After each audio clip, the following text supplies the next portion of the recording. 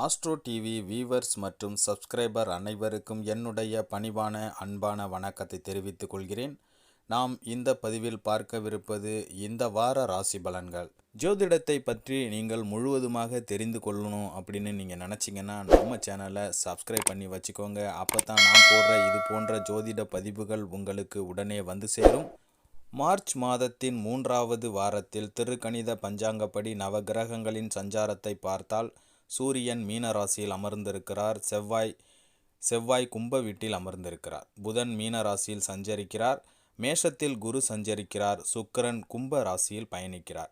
கும்பத்தில் சனி, மீனத்தில் ராகு, கன்னியில் கேது என கிரகங்கள் சஞ்சரிக்கின்றன. இந்த வாரத்தில் வேறு கிரக மாற்றம் எதுவும் இல்லை. சந்திரன் இந்த வாரம் ரிஷபம், மிதுனம், கடகம் ஆகிய ராசிகளில் பயணம் செய்கிறார்.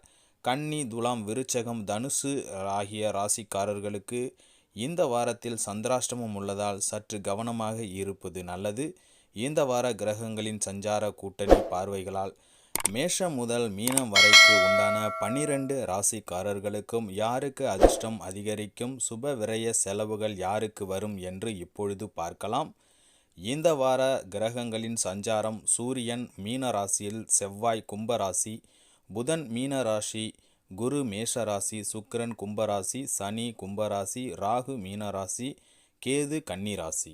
கன்னிராசி அன்பர்களுக்கு சூரியன் உங்கள் வீட்டில் 7ஆம் இடத்தில் இருப்பதால் குடோன்களில் பொருட்களை பாதுகாப்பாக வைத்திருப்பது நல்லது. நெருப்பு, இரும்பு சம்பந்தப்பட்ட விஷயங்களில் அதிக எச்சரிக்கையாக இருக்க வேண்டும்.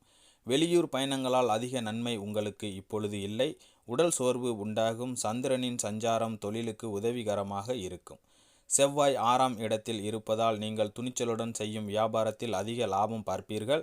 கமிஷன் வியாபாரம் லாபம் கொளிக்கும். புதன் 7ஆம் வீட்டில் இருக்கிறார். அதனால் நன்மையும் தீமையும் கலந்து ஏற்படும் வாரமாக இந்த வாரம் இருக்கும். ஆராய்ந்து பார்க்காமல் அதிக முதலீடு செய்ய வேண்டாம். குரு 8ஆம் இடத்தில் இருப்பதால் வீட்டில் மங்கள காரியங்கள். செவ்வாய் செலவுகள் கைமீறி போகும். பிரிந்து போன உறவுகள் வலிய வந்து சேரும். சுக்கிரன் 6ஆம் இடத்தில் இருப்பதால் காதலி கோபித்து கொண்டு பேச மறுப்பார்கள். வீட்டில் ஏதாவது குழப்ப நிலை உருவாகும். சனி 6ஆம் இடத்தில் இருப்பதால் பிள்ளைகளால் சில பிரச்சனைகளை நீங்கள் சந்திப்பீர்கள். அதை சாமர்த்தியமாகவும் சரி செய்வீர்கள்.